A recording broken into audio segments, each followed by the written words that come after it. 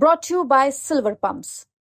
Top quality और consistent performance के लिए सिर्फ सिल्वर पंप नाम याद रखना। एयरपोर्ट के बारे में लोगों ने कहा कि क्रेडिट हर कोई लेने को तैयार है कि एयरपोर्ट हम खुलवा दिए हैं। हकीकत यह है कि आज तक एक हवाई जहाज वहां पे नहीं उतरा है। जबकि गृह मंत्री यहाँ आए थे और उन्होंने अपने भाषण में कहा कि जाइए, फ्लाइट पकड़िए और उड़ करके कहीं भी जाइए, लेकिन पूर्णिया में अभी तक जो है कमर्शियल फ्लाइट चालू नहीं हुआ है। एयरपोर्ट के बारे में लोगों ने कहा कि क्रेडिट हर कोई लेने को तैयार है कि एयरपोर्ट हम खुलवा दिए हैं। हकीकत यह है कि आज तक एक हवाई जहाज वहाँ पे नहीं उतरा है। एयरफोर्स की और मिलिट्री की जहाज़ें वहाँ पे उतरती हैं, लेकिन कमर्शियल कोई जहाज़ नहीं उतरता है।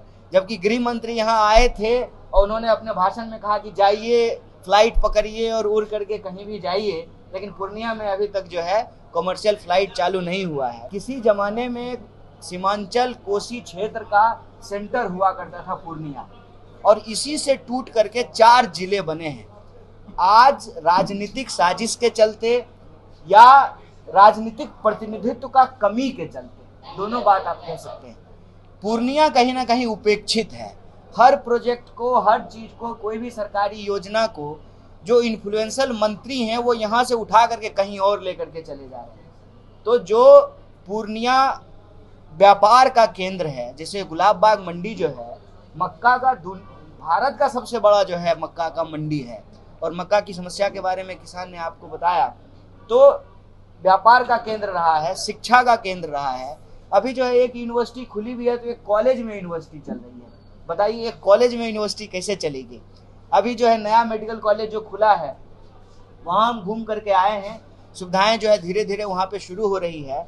तो कहने का तात्पर्य ये है कि विकास की जो धारा है वो जब चलती है पटना से, तो वह पूर्णिया को काट करके कहीं और पहुंच जाती है।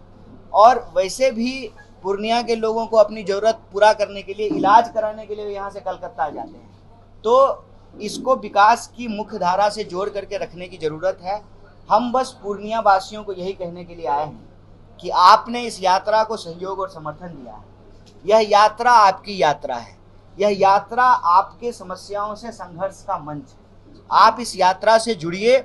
इस यात्रा का उद्देश्य यही है कि हम बिहार के जिन जिन इलाकों में जा रहे हैं वहाँ के लोगों की समस्याओं को उठाएं, सरकार तक पहुँचाने का काम करें, और जन सहयोग से, जन समर्थन से उस समस्या का निदान ढूंढने का प्रयास करें। यही कुछ मुद्दे थे यहाँ के स्थानीय, और जो ओवरऑल बिहार की जो समस्या है पलायन की, उस पलायन का कारण जो है, उस कारण को समाप्त करके ही बिहार तरक्की की ओर आगे बढ़ सकता है। पलायन का कारण शिक्षा की कमी, पलायन का कारण रोजगार की कमी, पलायन का कारण स्वास्थ्य व्यवस्थाओं की कमी, पलायन का कारण इंफ्रास्ट्रक्चर की कमी, कानून व्यवस्था की कमी। अगर ये 5 चीज़ दुरुस्त कर दिया जाए तो कोई अपना घर बार छोड़ करके बाहर नहीं जाना चाहता है। इसीलिए यह यात्रा का जो संकल्प है पलायन रोकने का है। पलायन रोकने का संकल्प इसलिए है कि पलायन रोकने के लिए जो आप निदान करेंगे उससे बिहार की तरक्की अपने आप हो जाएगी, और बिहार पिछड़े राज्यों की श्रेणी में ना रह करके बिहार देश के अव्वल राज्यों की श्रेणी में पहुंचेगा। यही इस यात्रा की भावना है, यही इस यात्रा का संकल्प है। बहुत बहुत धन्यवाद।